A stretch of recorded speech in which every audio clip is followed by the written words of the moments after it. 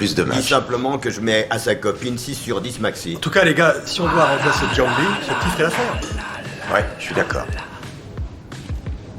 On dit qu'une vente ou une négociation est quasiment perdue dès lors que le temps de parole est supérieur au temps d'écoute. Beaucoup de vendeurs cherchent à se vendre, passent du temps à vanter leurs services, leurs produits, balancent des arguments ici et là et monopolisent la discussion.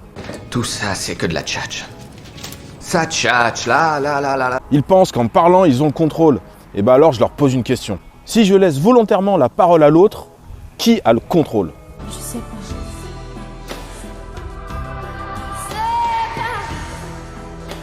En 2018, la France est championne du monde. La France est championne du monde de football. Et tenez-vous bien, avec le taux de possession de balles le plus faible pour un finaliste depuis 1966. Didier Deschamps a préféré laisser le ballon à ses adversaires pour pouvoir observer, s'adapter, ajuster ses positions et contrôler le jeu. Le mec qui est de dos, il est de dos. Il est de dos. Ton but, il va pas nous faire mal. Hein? Ça sert à rien de vouloir lui passer devant, on le contrôle. Selon Henry Kissinger, prix Nobel de la paix en 1973, la négociation est un processus qui combine des positions conflictuelles dans une position commune. Et pour comprendre la position de l'autre, il faut écouter.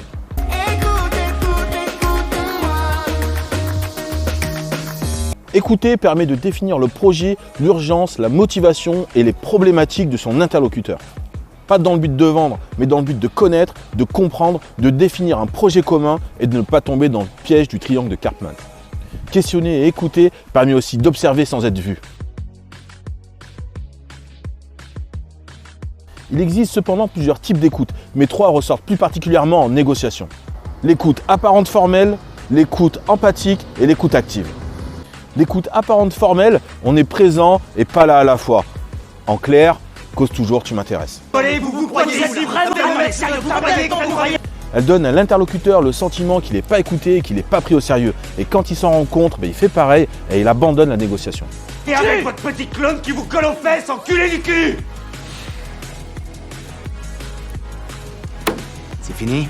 Ouais, c'est bon. Putain, je me suis froissé un muscle à trop gueuler. Pour l'écoute empathique, on fait comprendre qu'on a écouté et qu'on a compris la situation, les problèmes et les projets de l'interlocuteur. Donc pour tout résumer, vous avez une source de revenus négligeable, pas de réserve de liquidité et vous avez un boulet en guise de contrat qui vous oblige à faire valider tout changement quel qu'il soit si on veut bien vous le valider. Ce qui n'arrive jamais. J'ai oublié quelque chose ? Ouais, j'ai plutôt bien résumé. Du coup, l'échange évolue dans la confiance, l'interlocuteur se sent compris et continue d'échanger et de s'ouvrir. L'écoute active, elle, est faite de questions ouvertes, de questions fermées et de reformulations. Elle permet de conduire la négociation et de faire le bilan sur la situation de l'interlocuteur. Donc c'est l'exploitant qui sélectionne le site. Ouais. Il choisit la propriété. Exact. Vous fournissez la formation, la technique, le savoir-faire pour l'exploitation, et lui est responsable de tout le reste. L'erreur à ne jamais faire est de se fier au bilan de son interlocuteur sans avoir vérifié.